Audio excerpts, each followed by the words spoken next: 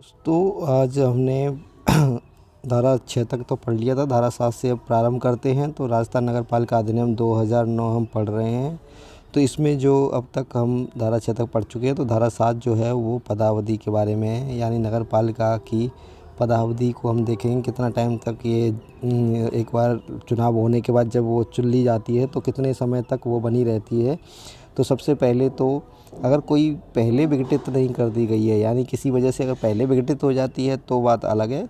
अगर पहले विघटित नहीं हुई है तो प्रथम बैठक से नियत तारीख से 5 वर्ष तक बनी रहेगी। यानी कि प्रथम बैठक देखी जाती है, प्रथम बैठक कब हुई है उसकी, उससे 5 वर्ष तक वो नगर पालिका जारी रहती है। ये क्वेश्चन आता है, इसको याद रखना है आपको कि 5 वर्ष जो है कब से संभाले जाएंगे, तो वो पहली बैठक से संभाले जाएंगे। अब मान लो कोई नगर पालिका समय से पहले विघटित कर दी गई है अगर, तो जो शेष समय के लिए अगर दूसरी नगर पालिका का गठन किया जाता है तो दूसरी नगर पालिका का जो समय होगा वो शेष समय होगा। यानी कि जो शेष समय बचा हुआ है वो उसी समय तक बनी रहेगी दूसरी नगर पालिका, न कि पूरे 5 वर्ष के लिए। यानी कि अगर 5 वर्ष नगर पालिका का वो है और मान लो 2 वर्ष बाद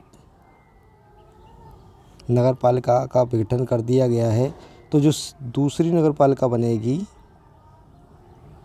वो केवल 3 वर्ष तक अस्तित्व में रहेगी।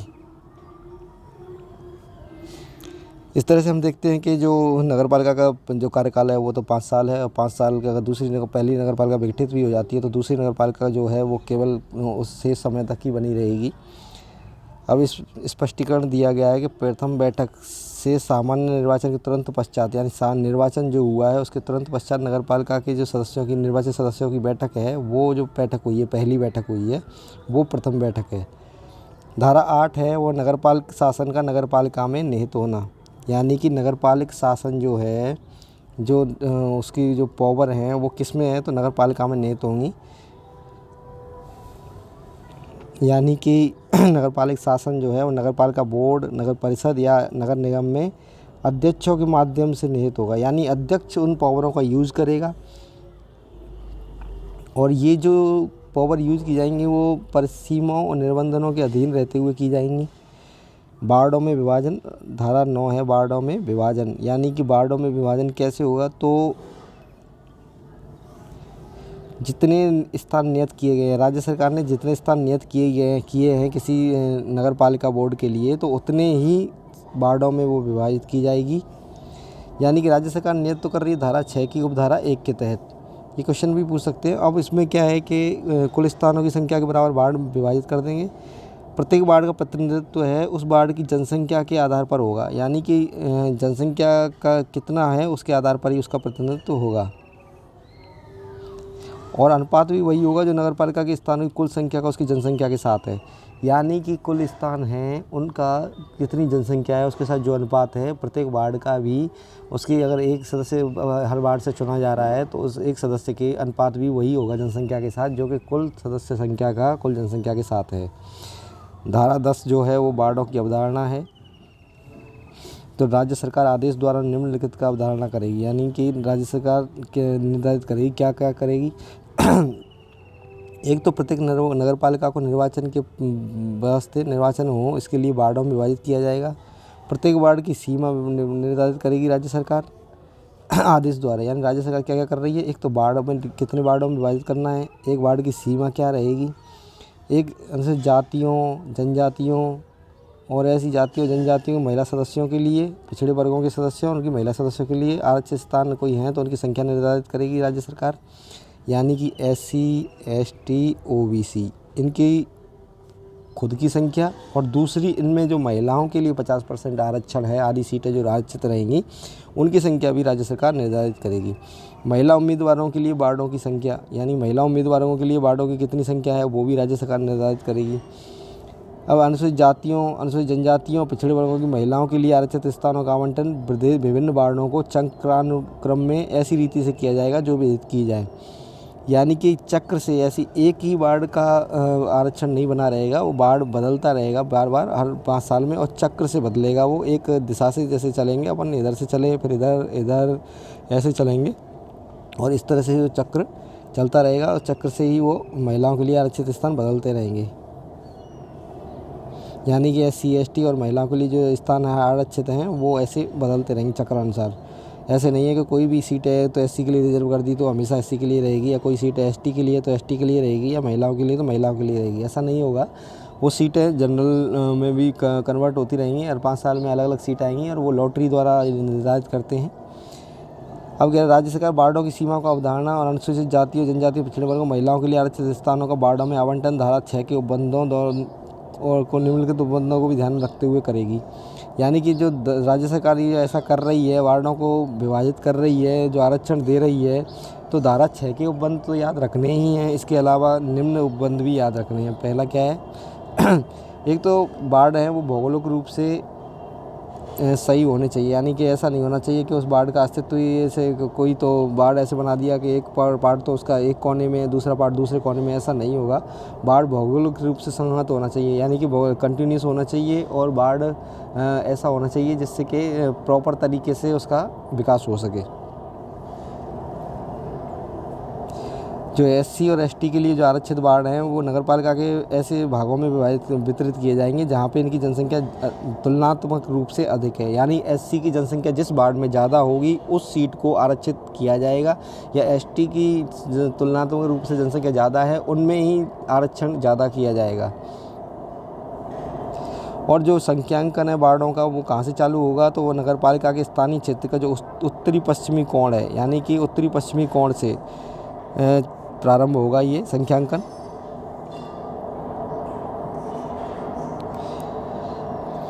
अब है अपना, अब जो आरक्षण जो कर दिया है, जो सीटें आरक्षित कर दी हैं, उसके बाद अगर किसी को ऑब्जेक्शन है तो वो राज्य सरकार इसको प्रकाशित करेगी और 7 दिन का समय देगी ऑब्जेक्शन के लिए। और अगर कोई ऐसा कोई ऑब्जेक्शन प्राप्त होता है तो उसके अकॉर्डिंग आदेश में वो प्रारूप में परिवर्तित भी कर सकती है राज्य सरकार। और जो परिवर्तन के पश्चात जो नया आदेश निकलेगा वो अंतिम होगा। अब धारा 11। धारा 11 क्या है, नगरपालिका के लिए निर्वाचन। तो नगरपालिका के लिए कराए जाने वाले सभी निर्वाचनों के लिए निर्वाचक नामावली तैयार करने का, उन सभी निर्वाचकों के संचालन का अधीक्षण, निर्देशन, नियंत्रण राज्य निर्वाचन आयोग में निहित होगा। यानी कि जो नगरपालिका के लिए जो निर्वाचन किए जाते हैं वो राज्य निर्वाचन आयोग करता है। क्योंकि जो निर्वाचन आयोग है भारत सरकार का निर्वाचन आयोग, वो तो एक तो भारत सरकार के चुनाव कराता है, यानी MP के चुनाव कराता है, MLA के चुनाव कराता है, राष्ट्रपति के चुनाव कराता है। इनके जो चुनाव कराता है वो तो निर्वाचन आयोग कराता है। यानी कि ये मत समझ लेना कि राज्यों का चुनाव राज्य निर्वाचन आयोग कराएगा। राज्य निर्वाचन आयोग केवल नगरपालिकाओं यानी स्थानीय निकायों के लिए चुनाव कराता है। स्थानीय निकायों का चुनाव कौन कराता है? राज्य निर्वाचन आयोग।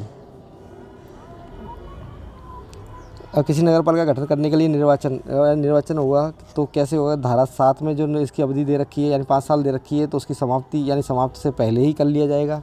या अगर विघटन कर दिया गया है तो उसके 6 माह की अवधि के समाप्ति के पूर्व ही ऐसा कर लिया जाएगा।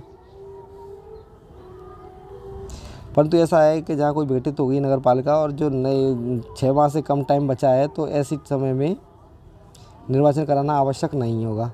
यानी 6 माह से कम समय बचा है तो निर्वाचन आवश्यक नहीं है।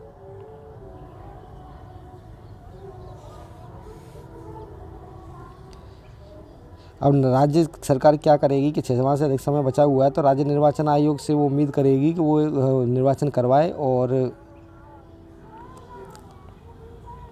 अगर कोई नई नगरपालिका स्थापित होती है तो वो यथासंभव नगरपालिका के साधारण निर्वाचन से संबंधित अधिनियम के उपबंधों के अनुसार गठित की जाएगी। यानी कि वो तो इस अधिनियम में जो उपबंध दिए गए हैं उसके अकॉर्डिंग ही नई नगरपालिका बनाई जाएगी। अगर राज्य निर्वाचन आयोग राज्य सरकार से ऐसा कोई अनुरोध करता है कि उसको कर्मचारी उपलब्ध कराए जाएं तो राज्य सरकार जो है वो निर्वाचन आयोग को कृत्यों का निर्वहन करने के लिए राज्य सरकार कर्मचारी उपलब्ध कराएगी। धारा 12 है राज्य निर्वाचन आयोग के कृत्यों का प्रत्यायोजन।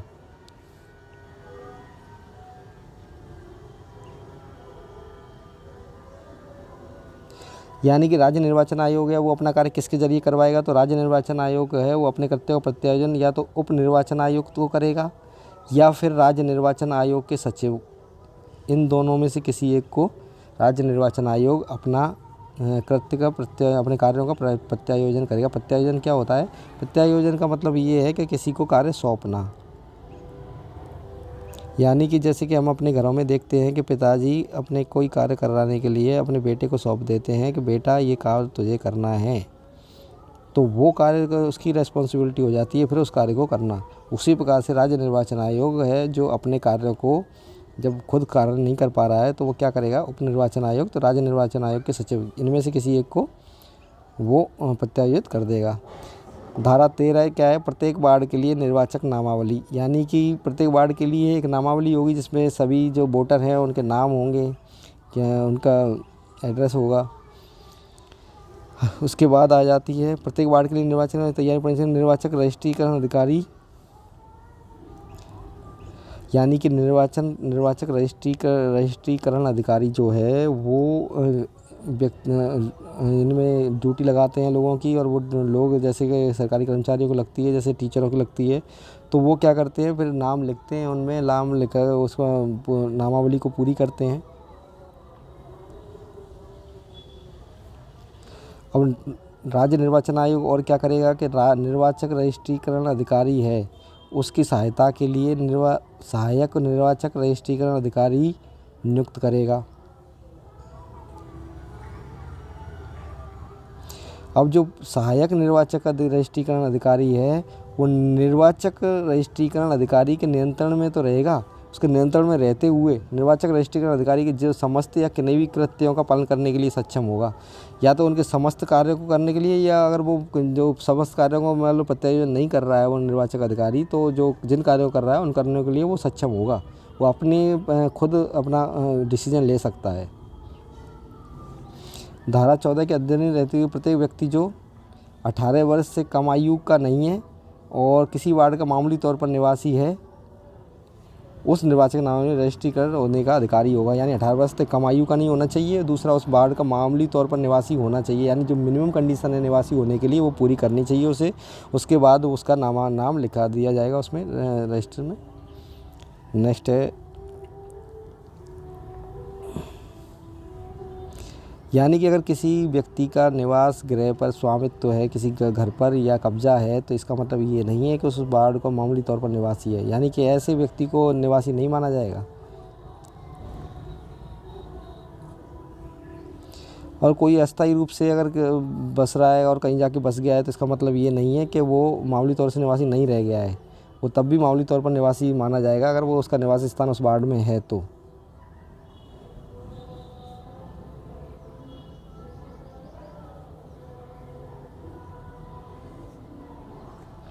अगर कोई व्यक्ति है जो हॉस्टल में रह रहा है या किसी चिकित्सा में कोई अपना इलाज करा रहा है या किसी जेल में बंद है, तो इस आधार पर वह यह नहीं समझा जाएगा, या किसी होटल में रह रहा है लंबे समय से, तो इसका मतलब ये नहीं है कि उस वार्ड का निवासी हो गया है, वो उस वार्ड का निवासी नहीं माना जाएगा।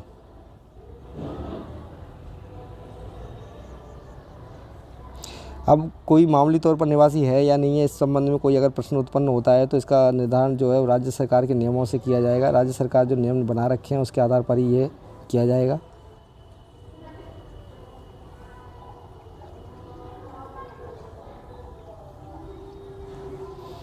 संसद है या राज्य विधानमंडल का जो सदस्य है वो निर्वाचन के समय जिस वार्ड की निर्वाचक नामावली में निर्वाचन के रूप में रजिस्ट्रीकृत है, अगर वो अपने कर्तव्यों के संबंध में वार्ड से अनुपस्थित रहता है तो इसका मतलब ये नहीं है कि उस वार्ड का मामूली तौर पर निवासी नहीं रह गया है। यानी कि जो एमएलए हैं, एमपी हैं, अगर वो अपने कर्तव्यों के पालन के लिए अगर उस वार्ड से बाहर रहते हैं तो इसका मतलब ये नहीं है कि मामूली तौर पर निवासी नहीं रह गए हैं, वो तो निवासी माने जाएंगे। अब जो अर्हता की तारीख है वो जनवरी का पहला दिवस, उस वर्ष की जनवरी का पहला दिवस माना जाएगा। कोई भी व्यक्ति है वो एक से अधिक वार्डों में निर्वाचक नहीं बन सकता है,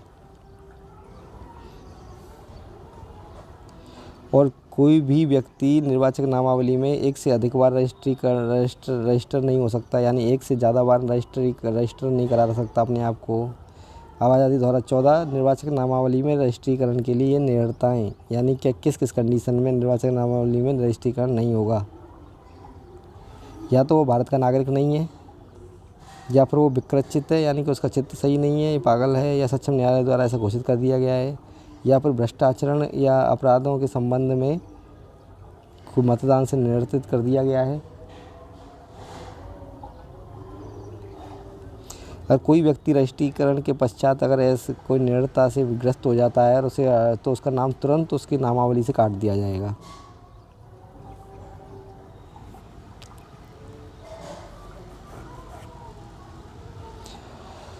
अब ऐसी कालावधि में उसका नाम काट दिया गया किसी व्यक्ति का, लेकिन अगर वो उसके ऐसा उसके समय ख़त्म हो जाता है या फिर मतलब या फिर उस विधि के अधीन उसको ये उस पे से हटा दिया जाता है, तो ऐसा उसमें तो तत्काल उसका नाम फिर दोबारा से जोड़ दिया जाएगा।